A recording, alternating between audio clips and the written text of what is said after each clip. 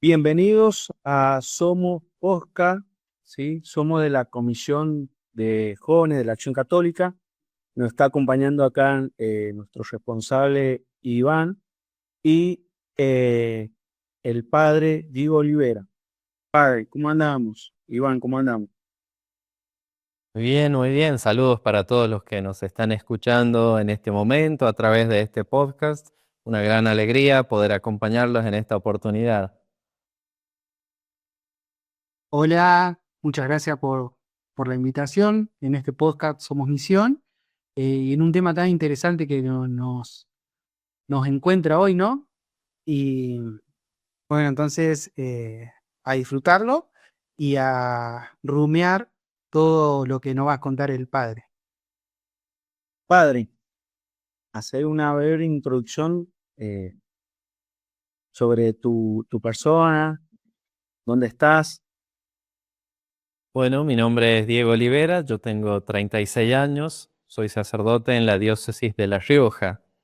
Más precisamente, estoy como vicario en la parroquia Sagrado Corazón de Jesús, en Chilecito, La Rioja. También soy licenciado en sistemas informáticos y hace más de 12 años comencé con una misión digital, ¿no? Un blog que se denomina Vivamos Juntos la Fe. Por eso la vinculación, creo, con el tema de hoy. Padre, cuéntenos quién nos reencuentra hoy, digamos, quién nos encuentra y qué nos puede contar de él. Tiene una foto ahí que algo que nos gusta a todos, que es el fútbol, me parece, ¿no? Así es, acá estamos con el futbolero, no sé si todos lo conocen, Carlo Acutis, ¿no? Próximamente podemos decir San Carlo Acutis. Y bueno, contarles un poquito de la vida de él, este joven que ha impactado y ha llamado la atención, ha generado devoción en los 5 continentes. Carlo nació el 3 de mayo en Londres y a los 15 días recibió el sacramento del bautismo, ¿no? El 18 de mayo. Vivió muy poquito tiempo en Londres, hasta el mes de septiembre, donde sus padres deciden regresar a Italia, de donde eran originarios, y su vida se desarrolló en Milán y en Asís. Carlos se caracterizó por ser un niño, un joven de mucha alegría, muy atento con sus compañeros. Tiene muchas anécdotas de que imitaba a los profesores en la escuela, entonces eso causaba gracia, siempre era como un poco el payaso del grupo. Tenía también un gran interés por las mascotas, ¿no? De hecho, en su casa tenían 4 perros, 2 gatos, tenían peces. Relata la mamá que uno de los animales favoritos de él eran los delfines, ¿no? Y también, digo, tenía una fe que se fue mostrando desde los primeros años de su vida. Y llama la atención porque sus padres propiamente no eran practicantes, no le habían inculcado la fe. Pero Carlos, ya cuando él tenía 4 años, pedía entrar a la iglesia, persinarse ante la imagen de Jesús, juntaba flores para llevarle a la Virgen. Y bueno, en él se destaca justamente este amor por la Eucaristía, que lo unió también a su gran amor que tenía por la informática. Y fueron algunas cosas en las que se caracterizó la vida de Carlos, como también bicicletear con los amigos, jugar a la PlayStation, una vida, digamos, muy contemporánea, ¿no? Como decía, nació en el año 1991, y bueno, eso es un poquito una introducción, vamos conociendo al próximo santo de nuestra iglesia. Qué lindo, padre, saber de su vida, de Carlos, eh, y ser tan contemporáneo de nuestra época, ¿sí? La verdad que tan cercano a ese testimonio. Padre, mira, te hago una pregunta. ¿Qué crees eh, que lo motivó esa pasión a acercarse a la Eucaristía, a acercarse a la iglesia? ¿Qué pensás que lo han motivado, sí, de tan chico, digamos? Bueno, como yo digo, hay algo en Carlos, digamos, ya había como una intuición, podríamos decir, ¿no? natural hacia la fe, es decir, una conexión con lo sobrenatural. Pero cabe destacar un rol importante cumple la niñera de él, ¿no? Una mujer católica, polaca, que le hablaba mucho de Dios. Y después su abuelo materno tenía una editorial, ¿no? En un momento su mamá viaja a Italia, a Rimini, se llama un lugar, a presentar unos libros. Y él conoce ahí entre los libros un catecismo para los niños, donde lee, escucha sobre los milagros eucarísticos, ¿no? Y eso le empieza a llamar mucho la atención a él. Incluso algo que cabe destacar es el deseo de recibir la Eucaristía. Creo que pasa siempre en las misas, ¿no? Imaginemos un poquito, volvemos con la imaginación, cuando uno va a comulgar, ¿no? Bueno, la gente grande hace la fila, pero siempre están los niños que están mirando, que quieren saber qué pasa, que piden y quieren recibir, ¿no? No saben si es un caramelo, si es pan, qué se está dando en ese momento. Carlo también tenía como esa inquietud y cuando tenía 6 años pidió recibir la comunión. La iglesia pide una edad mínima de 7 años, ¿no? Entonces él habló con un obispo que anteriormente, muchos años atrás, había sido secretario del Papa Pablo VI. Entonces tuvo un diálogo porque querían saber si Carlos era consciente de la presencia real de Jesús en la Eucaristía, si no era como un juego, un capricho, ver que los grandes comulgaban y es yo quiero, ¿no? Y finalmente este arzobispo termina dando testimonio y dice que Carlos era consciente de la presencia real, ¿no? Y le permiten recibir la comunión cuando ya tenía 7 años, ¿no? En el mes de junio, más precisamente un 16 de junio del año 1998, Carlos recibe la primera comunión. Pero también hay otro detalle particular, ¿no? Generalmente cuando vamos a la comunión es con otro grupo, ¿no? Donde conocemos amigos. En el caso de él, la recibió solito, en un monasterio, en un lugar de contemplación, de silencio. Las hermanas que vivían en el monasterio destacan como la concentración de él, esos minutos previos, que se veía todo ese deseo de decir, bueno, ya llega esto que estoy anhelando, recibir la Eucaristía. O sea, que ya de chico ya venía destinado a acercarse a Cristo, a conocerlo. Qué bárbaro. Hay un misterio, ¿no? Porque propiamente decimos que si la familia no le ha ido inculcando, pero había algo propio en esta intuición de decir, bueno, quiero unirme más a Jesús, ¿no? Y con 7 años recibe su primera comunión y comienza un camino de fe impresionante, ¿no? Con propósitos que él se realiza, digamos, asume propiamente ese día de la primera comunión. Te hago una consulta, Diego. ¿Vos crees que Carlos ha tenido alguna flaqueza en estos caminos? Porque veo que ha venido encaminado todo, como que todo perfecto, digamos. ¿Ha tenido alguna dificultad en su vida de fe? Sí, digo, a ver, yo diría que sí, ¿no? Porque creo que está muy buena la pregunta, ¿no? Porque a veces la imagen de los beatos, de los santos, se la presenta tan elevada, ¿no? De nuestra vida y parecería que no han tenido errores ni tropezones y yo creo que casi todos los santos han tenido algún tropezón, ¿no? Carlo, en un momento, por ejemplo, en cuanto a actitudes, él reconoce que en algún momento estaba cayendo en la gula, le gustaba mucho la Nutella, las cosas dulces, y decide poner un freno. Lo mismo con los juegos, ¿no? Con la PlayStation, se da cuenta de que se estaba convirtiendo en un vicio, decide empezar a poner horarios.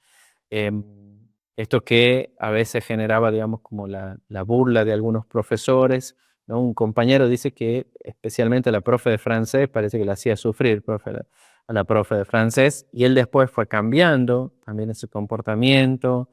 Em, Humanamente, digo, se puede descubrir como esos pequeños errores. Tengamos en cuenta que ha tenido también una corta vida, ¿no? Si se equivocó, fueron picardías, propio, ¿no? De la edad y del proceso de niño, de la adolescencia, pero no se ha visto nunca alguna obra como con maldad, ¿no? Y sí muchas dificultades también en el ámbito espiritual, después de los propósitos de una oración diaria, de rezar el rosario, cuenta que a veces el tema de las distracciones, todo eso que normalmente a todos nos pasa, ¿no? Claro. Padre, una pregunta. Yo lo veo a Carlos como él nació en el año 91, yo nací en el año 90, ¿no? Y lo veo tan actual, ¿no? Tan mi misma edad prácticamente. ¿Cómo ve que impacta en los jóvenes contemporáneos de hoy en día que lo toman de ejemplo, ¿no? Y realmente, digo, ha sido providencialmente, ¿no? Ha sido toda una providencia la imagen de Carlos cuando se empieza a dar a conocer. Porque estamos pasando una época de la modernidad o la época contemporánea donde se ven ya menos jóvenes en la iglesia, ¿no? Me acuerdo en mi juventud, los grupos juveniles, los patios llenos, y creo que Carlos ha venido a renovar. Pero sobre todas las cosas, además de su vida de fe, llama la atención la normalidad, es decir, era uno de nosotros, ¿no? Un chico, un modelo cercano, no es una santidad de siglos atrás, ¿no? Es un chico que jugaba a la play, que andaba en bici, jugaba al fútbol, hincha del Milan. Tuve la oportunidad de entrevistar a un amigo, ¿no? Y yo digo, me pasó un dato, y digo, eso es de mal amigo. Dijo que jugaba mal al fútbol, que era medio jota, Carlos. Entonces digo, pero eso no se dice, ¿viste? Pero bueno, pero jugaba, ¿viste? Pero parece que no se defendía muy bien y varias veces le tocaba el arco a Carlos, pero jugaba, ¿no? Tenía una camiseta del Milan, otra de Inglaterra. Eso me llamó mucho la atención, ¿no? Porque él había nacido propiamente, ¿no? En Londres. Entonces parece que internamente algo le tiraba, ¿no? Inglaterra, la solidaridad con sus compañeros, el diálogo. Creo que sobre todo la normalidad y la vida cotidiana es lo que llamó la atención de muchos jóvenes que decidieron acercarse a la fe. Dice, ¿qué pasa, no, con este muchacho? Y también escuché algunos testimonios hasta de chicas que una imagen atractiva, ¿no? De Carlos, un tipo fachero. Entonces que lo empezaron a ver en internet, en las redes, ¿y este quién es? ¿No? Y uno se empieza a enganchar con la historia. A mí me pasó que leí por primera vez de él en el año 2018 cuando lo declararon venerable, ¿no? Entonces, ahí me llamó la atención y me enganché con la difusión. Bien. Padre, mira, ¿y cuándo fue su primer acercamiento en las redes? ¿Sí? Estar en más contacto con la tecnología. ¿Cuáles fueron sus primeros trabajos? ¿Cómo fue? Bueno, Carlos, según lo que cuenta la mamá, fue un chico autodidacta, ¿no? Él le pedía comprar libros, de hecho hay una foto de su biblioteca donde podemos encontrar algunos libros de diseño gráfico, de programación web, ¿no? Algunos lenguajes de programación, digamos, los más conocedores por ahí, C++ o Java, que son lenguajes propios de programación. Sobre el tema de conexiones de Internet, tenía algunos libros en la biblioteca. Entonces él solo parece que buscaba, leía, investigaba, y se destacaba justamente en la escuela en la materia de informática, ¿no? El profesor casi que lo tenía como un ayudante siempre en la clase y él les ayudaba a algunos compañeros, una compañerita cuenta que alguna vez le ayudó con alguna tarea de informática y a partir de eso luego él colaboró en la creación de la página web de la parroquia, también en algunas creaciones web para la escuela, ¿no? En la página web de la escuela también empezó a colaborar, a meter manos, como quien dice, ahí en la web. Y algo que llamaba la atención, el tema del diseño gráfico. Hoy es como una moneda corriente, pero en esa época se usaba un programa, creo que era Dreamweaver, que después creo que pasó a ser Photoshop, si no me equivoco, ¿no? La empresa compra ese software, ese programa, que ya en su momento Carlos lo había empezado a usar. Bueno, y en este trabajo que hizo Carlos con su página, ¿nos puede contar un poquito en qué consistía? Bien, hay algo a destacar, que digo, son dos pasiones, ¿no? El gran amor por la Eucaristía y este interés por la informática. Dice, cuando Carlos tiene aproximadamente 11 años, escucha hablar de los milagros eucarísticos y dice, esto lo tengo que dar a conocer, esto no puede quedar acá, ¿no? Tenemos que difundirlo. Y él empezó a incursionar como ayudante de catequista también. Entonces, tengo que hacer algo. Entonces se decidió investigar, le pidió a los papás visitar algunos santuarios, basílicas, donde se habían producido milagros eucarísticos, y empezó a armar un catálogo digital. Según lo que cuenta la mamá, que durante 3 vacaciones él elaboró eso, ¿no? Fue juntando material en texto, en fotos, hacía dibujos, y luego, em, ya después de su fallecimiento, fue subido todo ese trabajo a la web, ¿no? Por deseo de la familia, de una asociación que se llama Amici di Carlo Acutis, juntaron todo lo que él tenía, que dicen que estaba la memoria llena, que explotaba la computadora ya casi. Y dije, bueno, esto lo subimos a la web, ¿viste? Y me parece liberamos un poco de espacio y que quede disponible para todos. Y bueno, llama la atención que entre los milagros eucarísticos, Carlos menciona un milagro eucarístico en Buenos Aires, aquí en nuestro país, en Argentina, y Carlos se comunicó con el sacerdote de esa época a través de email. Porque él llega a Toledo investigando los milagros eucarísticos y los sacerdotes le dicen, hemos tenido un compañero de Argentina que en su parroquia también sucedió un signo eucarístico. Se pidió el correo electrónico, le escribió al padre Eduardo Pérez del Lago, que era vicario de la parroquia en su momento, y el padre Eduardo dice lo siguiente, me llamó la atención, dice que un jovencito me pida esta información. Pero él no tenía dudas, no me preguntaba como dudando podría ser. No, tenía una certeza y quería tener la información y era parte de la recopilación. Entonces podemos buscar en Google Milagros Eucarísticos, Carlo Acutis, y hay más de 160 milagros que están ahí catalogados. Wow, qué trabajo, como decimos, estas dos pasiones que refleja mucho, Carlos, esto de la Eucaristía y la tecnología, que hoy en día que la tecnología nos está invadiendo cada vez más, qué bueno tener a esta persona como modelo, digamos, en estas pasiones, ¿sí? Necesitamos tener jóvenes que inspiren estas pasiones, digamos. Padre, ¿qué otras cosas en su vida cotidiana hacía Carlos? Eh, Dijiste recién que, bueno, estaba con el tema de las redes sociales.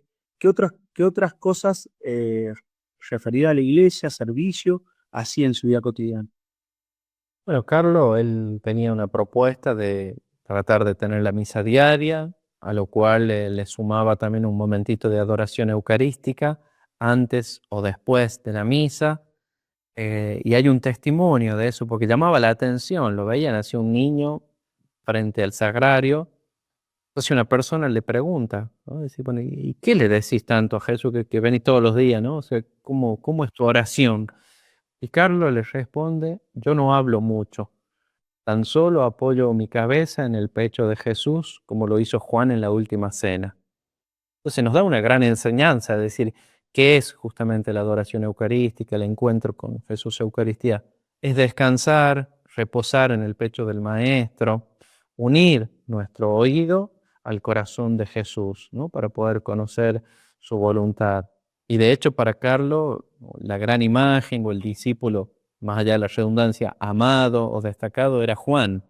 Y del Evangelio de Juan él siempre citaba muchos versículos, sobre todo el capítulo del pan de vida, ¿no? Em, Eso en cuanto a actividades eclesiales. Después cabe destacar, digo, como 3 pilares que yo pude descubrir en lo que es la vida espiritual de Carlos. El primer pilar, bueno, ya lo dijimos, la Eucaristía. En segundo lugar, la palabra de Dios, que él mismo dice que la palabra de Dios es una brújula para nuestro camino. Hoy podríamos decir un GPS, ¿no? Si lo actualizamos, quizás. Y por último, la Virgen María. Tenía una fuerte conexión con la Virgen María. Su mamá en las noches lo escuchaba rezar. Y no solo rezar, dice que dialogaban, que le contaba los proyectos, los miedos, cosas de su vida, ¿no? A la Virgen. Eso también es muy bonito. Y yo digo que como fruto de esos 3 pilares surgen las obras de caridad. No era indiferente a los pobres. Parece que le llamaban mucho la atención, le tocaba el corazón, tenía compasión por los pobres. Entonces, con quien era su niñero, que lo acompañaba a la escuela, a la iglesia, a veces preparaban comida y le llevaban. En una oportunidad, Carlos vio a un hombre que estaba pasando mucho frío y dijo, voy a ahorrar dinero y le compro una bolsa de dormir, ¿no? Y a mí que me gusta ir viendo así, hilando fino en los detalles, me tomo un poquito de tiempo.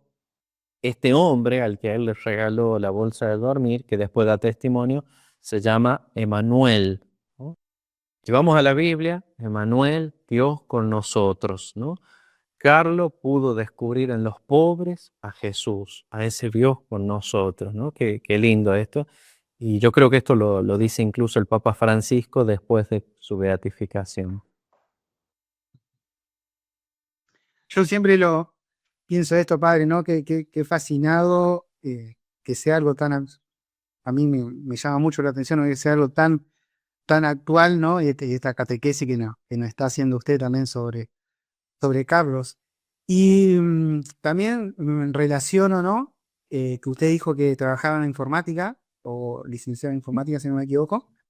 ¿Qué sintió cuando había una persona camino a la santidad en su mismo rubro, por así decirlo? Eh, Porque yo conozco muchos sacerdotes que tienen otros títulos, ingenieros, por ejemplo, ¿no? Pero ¿qué sintió en ese momento que fue en el 2018, hace un par de años nada más? Sí, sí, justamente digo, hay una anécdota. Yo como lo conozco, estaba en mi formación en el seminario y en la materia de inglés, la profesora, terminábamos los 3 años de inglés, entonces como examen final nos propone hacer una obra de teatro, actuar en inglés. Y la idea era representar la vida de algunos santos. Y un compañero trajo la novedad. Che, mira, acá hay ¿verdad? Dice, es informático como vos, ¿no? Dice, ponete a leer y me eligieron para que yo lo represente incluso, ¿no? Pueda actuar. Entonces, cuando uno tiene que representar a alguien, tenés que ir, leer, conocer qué hacía, qué decía, ¿no? Y ahí me metí de cabeza, digo, me impactó. Yo cuento esto, digo, y abro siempre mi corazón como una confidencia. ¿En qué momento de mi vida me encuentra Carlos? Cuando yo estaba medio débil en la adoración eucarística, ¿no? Me estaba costando la adoración eucarística, que semanalmente incluso la teníamos en el seminario. Entonces el encuentro con él fortaleció mi encuentro con Jesús Eucaristía, como también el rosario, ¿no? Y después descubrir esto, es decir, bueno, con la informática, pum, hacemos algo relacionado a la evangelización. Y como yo les decía, hace muchos años abrí un blog en el año 2012, más precisamente el 12 de octubre del año 2012, cuando empezaba el año de la fe, que el Papa Benedicto nos invitaba a vivir el año de la fe, por eso el nombre del grupo, de la página, este proyecto de evangelización, Vivamos Juntos la Fe. Me engancho tanto en la vida de Carlos y que descubro un dato, que el 12 de octubre del año 2012 se cerró la fase diocesana de investigación de su causa, ¿no? Después vamos a hablar un poquito más, vamos a profundizar cómo se desarrolla el camino, ¿no? de la santidad. Pero ese mismo día, digamos, que yo abría el blog, se cerraba en Milán una investigación sobre la vida de este joven que estaba llamando la atención. Entonces digo, hay algo, ¿no? Había ahí una conexión. Automáticamente dije, bueno, metele Carlos, acompáñame como patrono de este proyecto de evangelización.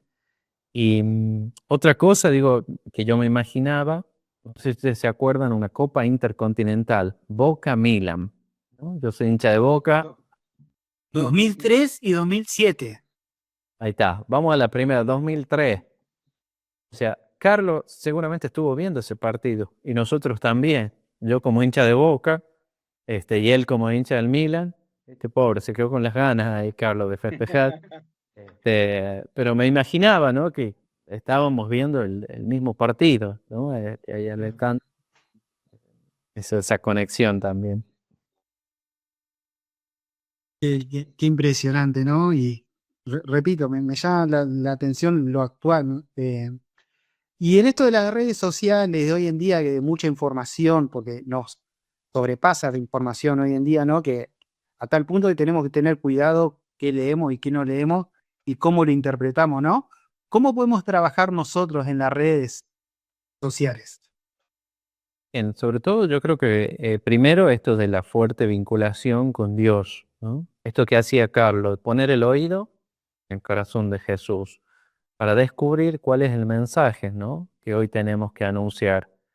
Entonces yo digo a todos aquellos que están interesados en evangelizar, en anunciar la buena nueva en la web, primero hay que dedicar un momentito de oración, pedirle al Espíritu Santo, decir, bueno, ¿qué querés que diga? ¿No? Porque rápidamente nos embalamos en este mundo de lo rápido, del ya, pum, largamos el mensaje. Y a veces está bueno poder rumiarlo un poquito más, aunque no sea inmediato, discernir y recién largar, ¿no? El mensaje me parece que es un primer consejo. Después que hay que animarse, ¿no? Hay que tener valentía, hay que ser corajudo, hay que poner a Dios en las redes sociales, ¿no? Porque hoy el mundo, todos tenemos un celular y generalmente hay muchas personas actualmente con desesperanza, con muchos dolores, tristezas, sobre todo creo, post pandemia, esto ha quedado reflejado.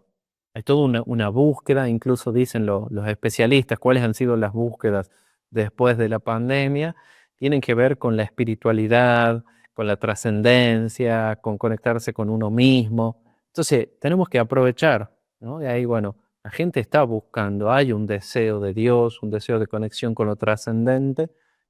Tenemos que llevar el mensaje, no arrugarle a la misión, porque la misión de todo bautizado es anunciar la buena nueva, ¿no? Y sobre todo, bueno, Acción Católica creo que es algo que siempre nos ha enseñado, la misión del laico, ¿no? Propiamente anunciar la buena nueva en la vida cotidiana. Bueno, hoy la vida cotidiana pasa por las redes. Se habla de continente digital porque hay personas que lo habitan, están muchas horas ahí.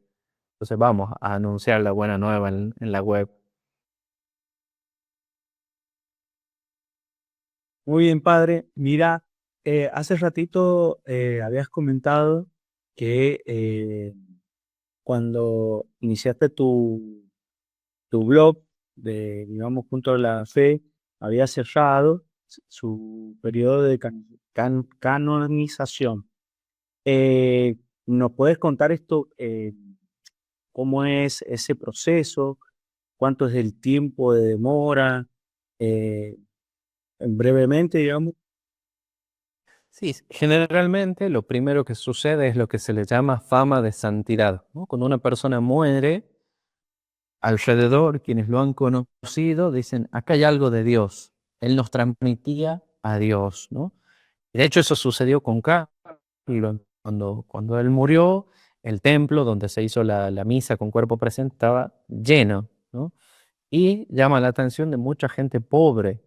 Los papás de Carlos toman dimensión de la misión que él realizaba con los pobres ahí mismo, ¿no?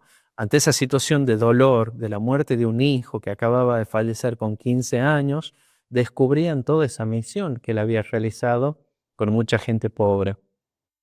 Y al poquito tiempo, y eso me llama la atención investigando, pasa un año y en el diario La Razón, que es un diario de España, se publicó un título, Un joven con fama de santidad. Y también en el diario del Vaticano, el Observatore Romano, ya hablaban de un joven con fama de santidad. Un año después, o sea, en el año 2007. Entonces, cuando existe esto, hay que ver, decir, bueno, algo pasa, empieza una fase de investigación. ¿En qué consiste? En preguntar a los amigos, la maestra, la mamá, la familia, todos los que lo conocieran, se les hace entrevista, ¿no? Y todo es una gran documentación que se va juntando en la diócesis de la persona, donde ha nacido, donde ha fallecido. Se junta toda esa documentación y se cierra esta fase diocesana, ¿no? Como digo que cerró en el año 2012 en el caso de Carlos. Un detalle importante, hay que esperar 5 años después del fallecimiento de cada persona. Entonces se habla de fama de santidad. Carlos falleció en el 2006. En el 2011 ya se podía iniciar la investigación. Luego, toda esa información es llevada al Vaticano y ya desde ese momento se habla o se lo llama siervo de Dios, ¿no? Porque hay algo que se percibe ahí de Dios. Luego es declarado venerable, donde se reconoce a lo largo de esta investigación que en su vida vivió las virtudes teologales y cardinales, ¿no? Recordamos las virtudes teologales que recibimos en el bautismo, de fe, esperanza y caridad. Bueno, se ven con claridad que estuvieron presentes en su vida. Se lo declara venerable, en el caso de Carlos, en el año 2018.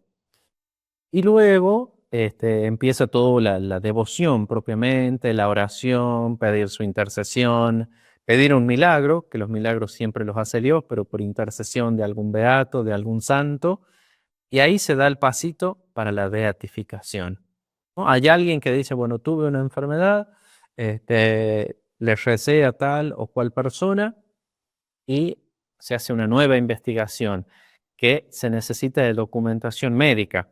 El médico tiene que anotar en qué estado había llegado el paciente, el proceso y el post. El post después de haber recibido una oración, una estampita, un rosario, ¿no?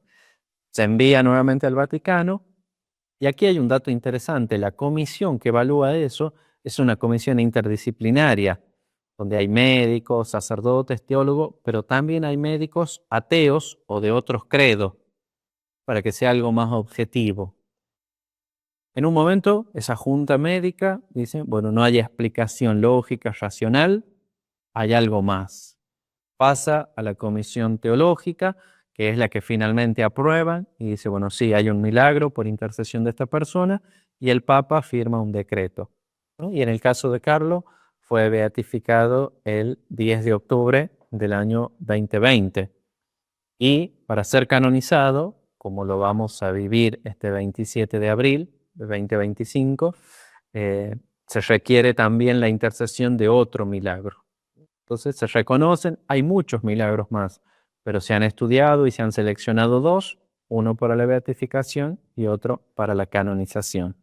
A partir de este 27 de abril del año 2025 diremos San Carlo Acutis. O sea, sí o sí se tiene que respetar todo ese proceso de ser siervo de Dios, de ser beato.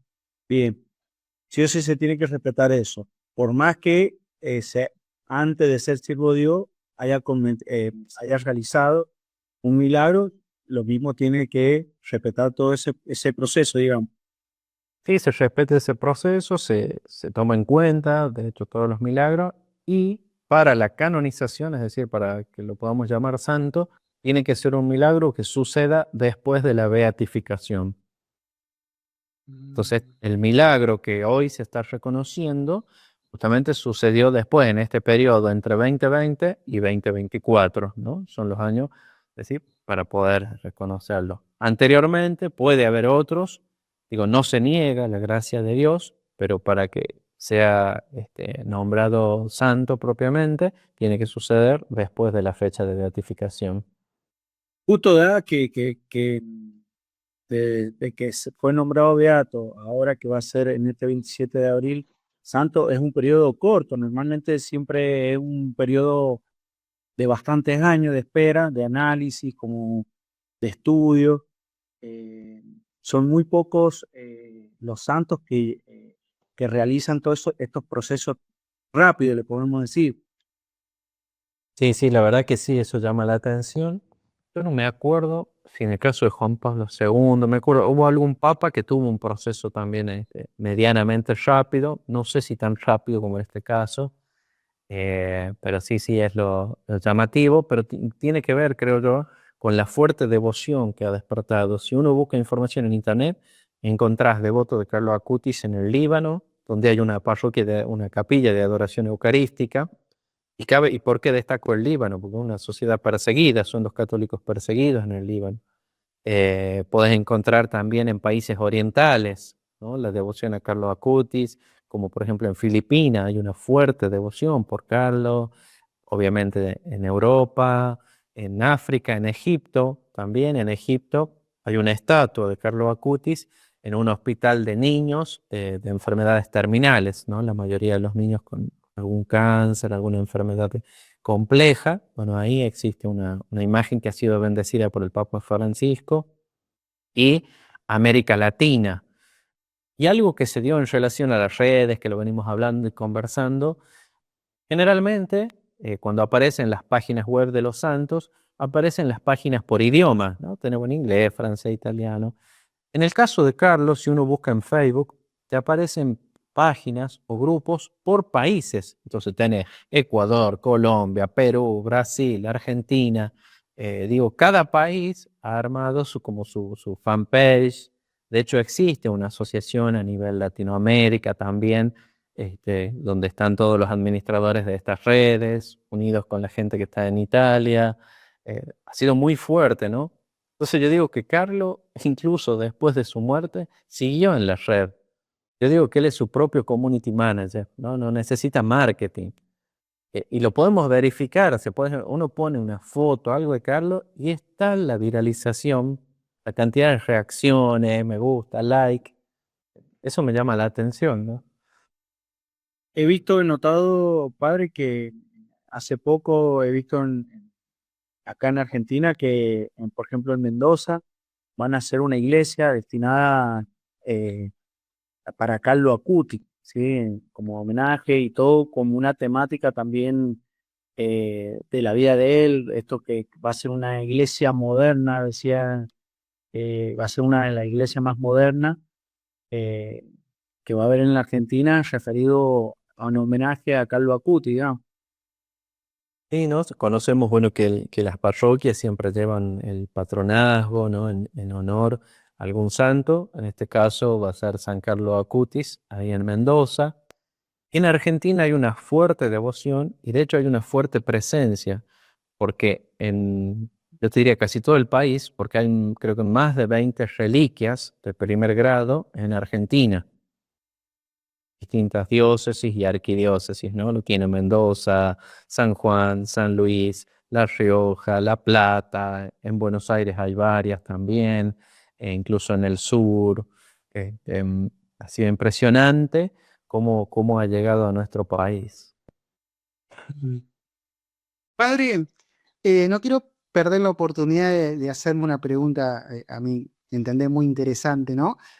Habló de hospitales de- con jóvenes con enfermedades terminales, ¿no? De hecho, Carlos murió de una enfermedad.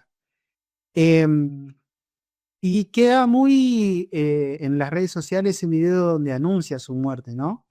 ¿Qué piensa de, obviamente que eh, los santos, ¿no? Tiene una forma de tomarlo distinta, ¿no?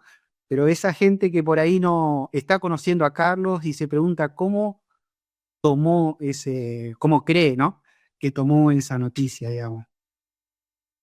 Yo creo que él tiene una intuición. A ver, primero yo cuando lo vi el video, porque digo, a mí me gusta mucho de encarnar la vida de los santos, ¿no? O sea, poner los pies sobre la tierra, santo, y no elevarlos tanto, digo, o sea, obviamente tienen toda una dignidad por su vida de fe, pero poder descubrirle esa vida cotidiana. Entonces, cuando yo vi el video dije, bueno, a ver, Carlos no descubrió América, porque lo que él dice en el video, yo estoy destinado a morir. Digo, es una obviedad, todos sabemos que en algún momento vamos a morir, pero lo que sí llama la atención es que un joven lo diga con 14, 15 años, donde a esa edad estás lleno de sueños, de proyectos, lo que menos se te cruza en la cabeza es la muerte, ¿no?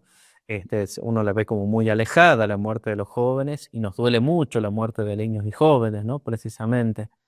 Y él, dice la mamá, que le hablaba de una eterna juventud. Entonces ahí podemos ir vinculando como armando las piezas del rompecabezas, ¿no? Entonces, esta eterna juventud que él ya estaría, ¿no? En el cielo propiamente. Y contarles un poquito que él cuando tiene 15 años se enferma, en primera instancia parecía un resfrío simple y no. Cuando empiezan a hacer los estudios era una leucemia de tipo M3. Quienes están en el ámbito de la medicina podrán después describirlo mejor. Entiendo que es una de las leucemias más complejas, más complicadas. Y en menos de 15 días, incluso menos de 10 días, se dio el fallecimiento, ¿no? Desde el momento de su internación. Y Carlos, yo creo que tiene una fuerte vinculación con niños y jóvenes, ¿no? Los dos milagros están vinculados. El primer caso, que es un niño brasileño de 10 años, que recibió la intercesión de Carlos, un milagro. Y luego el último milagro para la canonización, una joven de Costa Rica que vive en Italia, en Florencia, creo que 21 años, si no me equivoco. Entonces siempre con niños y jóvenes he estado muy presente. Ujú. Qué impresionante, ¿no? Nos sigue llamando la atención algo tan actual. Em, en lo personal, bueno, no sé si tenés alguna otra pregunta, Sergio. Uy, Eh, no, vamos, o sea, vamos a cerrando de última. ¿Qué puedes contarnos así como algunos datos de Carlos, de color, digamos, eh, de su vida? Sé que también te has comunicado con la mamá, conocer un poco a la madre también de Carlos. Bueno, así algo breve de la vida de Carlos que no hemos podido contar recientemente. Por ejemplo, así algo, anécdotas de color, y esto para los del ámbito de los videojuegos, ¿no? El tema de la PlayStation. Algunos juegos favoritos para él eran el Need for Speed, es un juego de autos. Bueno, el Mario Kart, ¿no? Creo que Mario Bros. En todas sus versiones y en todas las consolas creo que ha llegado a todo el mundo. Lo que me contaba este amigo, pude entrevistar a un compañero de la secundaria de él, ¿no? Y me tira estos datos, bueno, de los juegos, hincha del Milan, compartían esa pasión, como ya dije, pobre Carlos, lo repito, hago mal, creo, pero era OJ, y también me identifico, porque en el seminario teníamos fútbol y bueno, yo jugaba, pero no me destacaba, no era lo mío, me quedo con la compu nomás, sentado en el teclado, ahí con el teclado, así como algunos datos de color después. Él hacía videos con las mascotas, ¿no? Era como que los filmaba a los perros y él les ponía la voz. Entonces armaba historia. Hay una muy parecida, tiene un video, una introducción como la Guerra de las Galaxias, ¿no? Se ven todas las estrellas, así, las galaxias, las constelaciones, y es la historia de uno de sus mascotas, ¿no? Eso la verdad que muy lindo. Como decía, tuve la posibilidad de entrevistarla a la mamá 2 meses antes de la beatificación, ¿no? En agosto del 2020 nos pudimos conectar, bueno, a través de Radio María realizamos entrevista.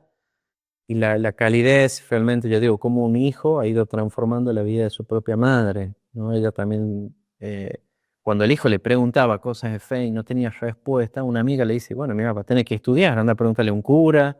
Entonces decidió hacer una formación con los sacerdotes dominicos, después una cercanía con los jesuitas también, y hoy es una gran catequista, ¿no? O sea, cuando uno le escucha hablar del bautismo, impresionante la catequesis que da sobre el bautismo.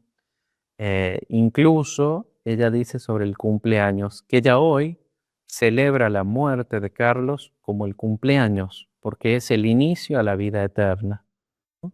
Entonces, cada 12 de octubre justamente es como el cumpleaños donde Carlos nace a la vida eterna.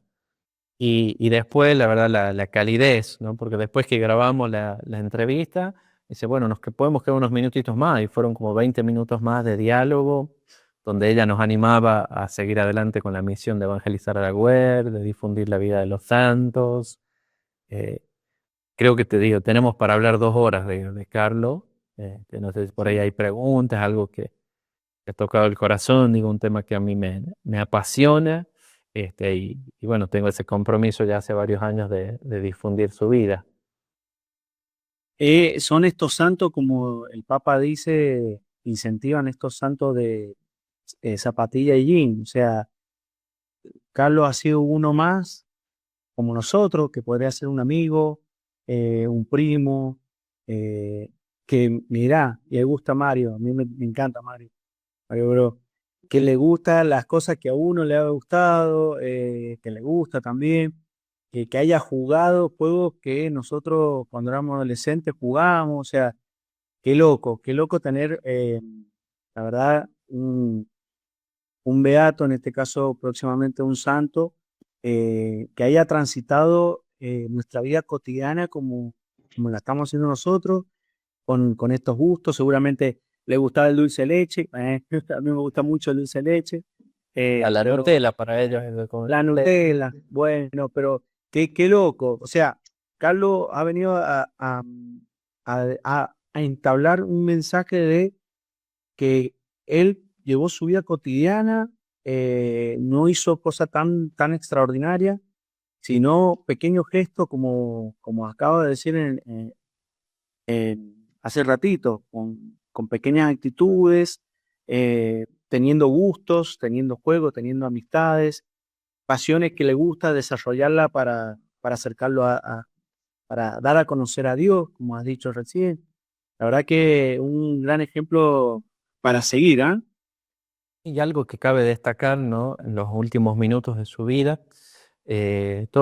cómo él entrega sus sacrificios, ¿no? Dice, yo ofrezco esta muerte por la conversión de la iglesia, por el Papa y por la iglesia, ¿no? Cuando escucho esa frase me resuena al cura Brochero, que tiene una frase parecida, que él dice, reza por la santidad de los hombres de ayer, de hoy y los que vendrán, ¿no? Algo así más o menos, parafraseando al cura Brochero. Entonces yo digo, si Carlos entregó su vida por la conversión del Papa, por la iglesia, se entregó por mí también, que soy parte de la iglesia, por cada bautizado, por cada uno de nosotros. O sea, ya en los últimos minutos, él decidió ser un intercesor de toda la iglesia. Y Carlos era un tipo grande, creo que medía 1,80, ¿no? Bastante robusto. Le daba trabajo a las enfermeras, cobre para moverlo cuando estaba en cama.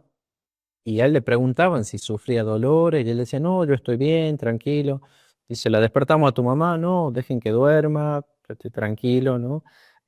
Entrego estos dolores, ¿no? Por toda la iglesia. Es muy interesante también, como impactante. Iván, ¿alguna otra pregunta? No, es algo, repito, lo dije muchas veces, ¿no? Muy actual que la verdad que a mí me llama muchísimo la atención. Y tal cual dijeron ustedes, puede ser cualquiera de nosotros. Y bueno, nosotros, como Acción Católica, ¿no? Escuela de Santidad, eh, vivir estos ejemplos, ¿no? Trabajar en ellos.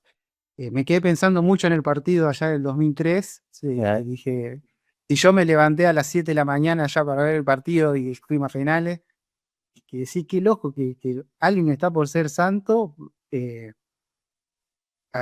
la misma pasión que yo. En ese momento me tocó festejar a mí, ¿no? Pero bueno, 2007 festejaron ellos. Eh, pero no, la verdad que podemos estar días hablando de Carlos, y creo que nos deja un desafío a todos los jóvenes, eh, de llevar a Dios en las redes sociales, en nuestra vida, en donde estemos. Y creo que esta contemporaneidad, podemos imaginar que la PlayStation hoy es una reliquia. Justamente las reliquias han sido también objetos, es parte de las reliquias de primer grado, propiamente el cuerpo, ¿no? De la persona, el santo, que pueden ser huesos, algún órgano. Pero reliquias de segundo grado, todos aquellos objetos que han sido pertenencias, que han estado en contacto con la persona. Entonces la PlayStation, por ejemplo el saxo, también le gustaba la música, entonces ibas a clases de saxo y está conservado, ahí la familia tiene el saxo en su casa. Y decir, viste, qué loco, ¿no? ¿Viste? Yo tengo unas ganas de ir, de decir, viste, que me dé la Play, no sé, una camiseta, una nota de teatro, y- y un joystick por lo menos, un jueguito. Bueno, padre, agradecerte por esta charla, por acercarnos a nosotros y a los que nos están escuchando un poco más, a Carlo Acutis, de conocer su vida y sobre todo, también en este marco de fiesta que se va a dar dentro de pocos días, este 27 de abril de 2025, que va a ser nombrado santo. Así que gracias por acercarnos, por darnos a entender, su pasión, que era la Eucaristía, su pasión, que era las redes sociales, todo lo que es el mundo de la tecnología. Gracias, Padre, por esto, por acercarnos a Carlos un poquito más, ¿sí? Bueno, hay más información, pueden buscar justamente ahí en Vivamos Juntos la Fe, hay varias publicaciones. Hay una donde hay fotos de los lugares donde vivió Carlos, el curso, el curso de cuarto grado en la escuela, me acuerdo que están las fotos, el patio de la escuela. Después hay otra publicación sobre la tumba que tiene también todo un diseño muy particular. Bueno, las entrevistas con la mamá, la entrevista con un compañero. También hay un mensaje de Antonia, la mamá de Carlos, que lo envió por el tema del aborto acá en la Argentina. Cuando fue todo el tema del debate del aborto, Antonia envió un mensaje a favor de la vida, Bueno, hay cositas bastante interesantes que pueden encontrar ahí en Vivamos Juntos la Fe, que junto con la comunidad que llevamos adelante el proyecto, lo asumimos como patrono. Los invitamos a visitar. Pueden encontrarnos en las redes, Facebook, Instagram, o también en la web vivamosjuntoslafe.com.ar. Muchísimas gracias, Padre. Iván, muchas gracias. Padre, ¿querés cerrar con una bendición? Sí, cómo no. Así que bueno, dar gracias a todos los que se enganchan, ¿no?, a este podcast, a los que han dedicado un tiempito.